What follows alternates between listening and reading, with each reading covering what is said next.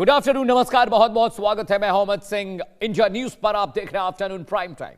पश्चिम बंगाल की धरती पर घुसपैठियों के खिलाफ हो रही कार्रवाई ने सरहद पार बैठे कट्टरपंथियों के दिल में खौफ पैदा कर दिया है। जी हां, पश्चिम बंगाल में नेता प्रतिपक्ष शुवेंदु अधिकारी ने अवैध घुसपैठियों के खिलाफ ऐसा तगड़ा एक्शन लिया कि सीमा पार हड़कंप मच गया है। शुवेंदु अधिकारी के एक फैसले ने सीमा पार बैठे देशद्रोहियों और उनके आकाओं की नींदें उड़ा दी हैं। बॉर्डर पर बांग्लादेशी घुसपैठियों की भारी भीड़ दिखाई दे रही है, उनके पैर उखड़ रहे हैं और इसी बौखलाहट में बांग्लादेश के कट्टरपंथी संगठन जमात इस्लामी के नेता शहरयार कबीर ने भारत को गीदड़ भभकी दी है। इस कट्टरपंथी ने खुलेआम धमकी दी कि अगर बॉर्डर पर एक भी बांग्लादेशी नागरिक मारा गया तो वो बदले में हमारे 2 बीएसएफ जवानों की जान ले लेंगे। इतना ही नहीं, इस उन्मादी नेता ने भारत को डराने के लिए 18 करोड़ बांग्लादेशी मुसलमानों के बंगाल में घुसने की धमकी तक दे डाली और कहा कि अगर ये सैलाब आ गया तो बंगाल के लोग भाग खड़े होंगे। सवाल है, इन घुसपैठियों की इतनी हिम्मत कैसे हो गई? ये भारत की संप्रभुता को चुनौती देने वाले आखिर होते कौन हैं? क्या सीमा पार से आने वाले कट्टरपंथी तत्व माहौल खराब करने की कोशिश कर रहे हैं?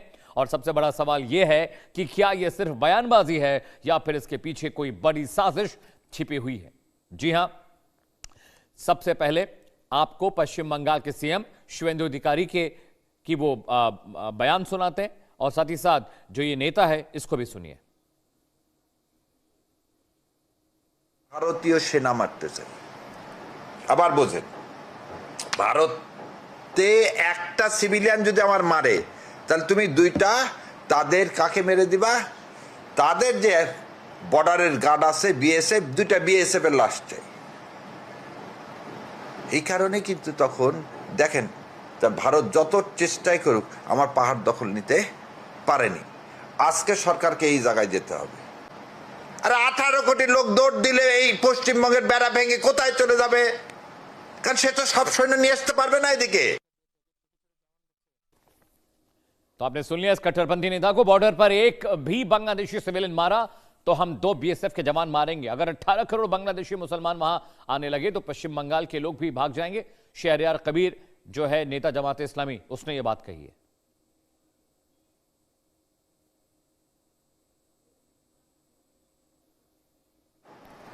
ভারতে একটা সিভিলিয়ান যদি আমার মারে তাহলে তুমি দুইটা তাদের কাকে মেরে দিবা?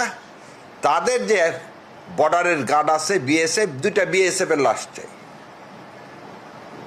এই কারণে কিন্তু তখন দেখেন ভারত যত চেষ্টাই করুক আমার পাহাড় দখল নিতে পারেনি। আজকে সরকারকে এই জায়গায় যেতে হবে। আর 18 কোটি লোক দৌড় দিলে এই পশ্চিমবঙ্গের বেড়া ভেঙে কোথায় চলে যাবে? কারণ সে তো সব সৈন্য নিয়ে আসতে পারবে না এদিকে। और चलिए आपको पश्चिम बंगाल के सीएम शुवेंदु अधिकारी का बयान भी सुनाते हैं जो उन्होंने बांग्लादेशियों को लेकर, घुसपैठियों को लेकर दिया है। ये सब बांग्लादेशी है, इसको ले लेना चाहिए, लेकिन ये लोग को, पुलिस को हम लोग बता दिया जेल में भेजने का जरूरत नहीं है।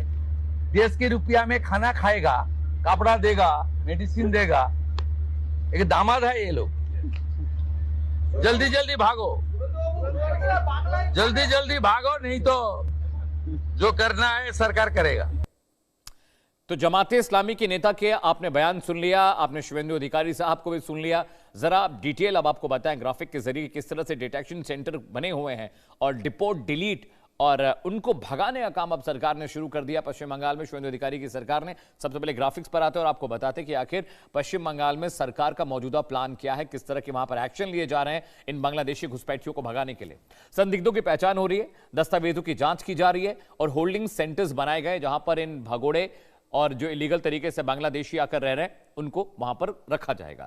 घुसपैठियों को बीएसएफ को सौंपना होगा। डिपोर्ट अभियान पर फोकस सरकार ने किया है कि जल्द से जल्द इनको पकड़ो, बीएसएफ को दो और बीएसएफ इनको डिपोर्ट करेगी इनके देशों में, यानी बांग्लादेश बॉर्डर पर इन्हें छोड़ देगी, वहां से वो बांग्लादेश के अंदर चले जाएंगे। ठीक है, अगले ग्राफिक्स पर आते हैं। सीएम शुवेंदु अधिकारी का 3D एक्शन क्या है, घुसपैठियों में क्यों भगदड़ मची है, आइए आपको वो भी बता देते हैं। जी हां, सीएम शुवेंदु की घुसपैठियों को चेतावनी है। पश्चिम बंगाल बांग्लादेश बॉर्डर पर फेंसिंग लग रही है, बंगाल से तुरंत चले जाए नहीं तो कड़ी कार्रवाई होगी, ये शुवेंदु अधिकारी ने कहा है। कि राज्य में सघन चेकिंग अभियान चल रहा है। बंगाल बांग्लादेश बॉर्डर पर फेंसिंग की जा रही है और सभी से कहा गया है कि ताबड़तोड़ गिरफ्तारियां घुसपैठियों की करिए, इनको डिपोर्ट करिए, इनको इनके देश भेजिए, क्योंकि यहां पर रह के ये इलीगल इमिग्रेंट्स हैं जो यहां पर दिक्कतें पैदा कर रहे हैं और अवैध कब्जों पर बुलडोजर कार्रवाई हुई है। घुसपैठियों को सीधे बीएसएफ को सौंपा जा रहा है। इसके अलावा जो घुसपैठिए हैं उनको पकड़कर उनकी पहचान कर उनको वापस भेजा जा रहा है कि भाई जहां से आए हैं वो वहां पर चले जाए। अगले ग्राफिक्स पर आते हैं। जी हाँ, अब घुसपैठियों को बहुत टेंशन है, वो परेशान है, क्योंकि ममता बनर्जी की सरकार में पिछले 15-20 सालों से आनंद ले रहे थे वो, लेकिन वो आनंद खत्म हो गया। जी हां, क्या है, 2015 से 19 के बीच करीब 8,948 अवैध बांग्लादेशी वापस भेजे गए। 2015 से 19 के बीच का यहां आपको आंकड़ा बता रहे दर्शकों। दिसंबर 2024 के बाद वॉलेंटरी रिटर्न बढ़ाए, मतलब खुद से भी लोग चले जा रहे हैं, क्योंकि उनको पता है कि उन पर एक्शन होगा, उन पर कार्रवाई होगी, तो खुद ब खुद वो बता रहे हैं कि हम बांग्लादेशी हैं, हम रोहिंग्याज हैं, वो खुद वापस जा रहे हैं। 2024-25 में 2601 अवैध बांग्लादेशी पकड़े गए थे। जी हाँ, वो पकड़े गए थे क्योंकि उनके पास कागजात नहीं थे, वो नकली तरीके से नकली पेपर्स, नकली आईडी बनाकर पश्चिम बंगाल में रह रहे थे, वहां वो पकड़े गए। भारत बांग्लादेश की 2217 किलोमीटर की सीमा बंगाल में पड़ती है और जिस पर फेंसिंग का काम अभी पूरी तरह से नहीं हुआ है, जिस पर फेंसिंग हो रही है। जी हाँ, इसके अलावा फेंसिंग नहीं होने की वजह से घुसपैठिए घुसे थे।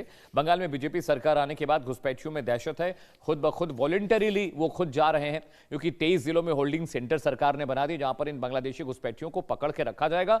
मुर्शिदाबाद, हकीमपुर और मालदा, ये 3 ऐसे जिले हैं पश्चिम बंगाल के जहां पर सबसे ज्यादा घुसपैठिए होने की आशंका थी और इन्हीं इलाकों में ये होल्डिंग सेंटर्स बने हैं। 23 जिलों में होल्डिंग सेंटर बनाए गए और सबसे बड़े होल्डिंग सेंटर्स मुर्शिदाबाद, हकीमपुर और मालदा में है और वहां पर अब हलचल तेज है, क्योंकि वहां पर पकड़कर उन्हें वहां पर ले जाया जा रहा है।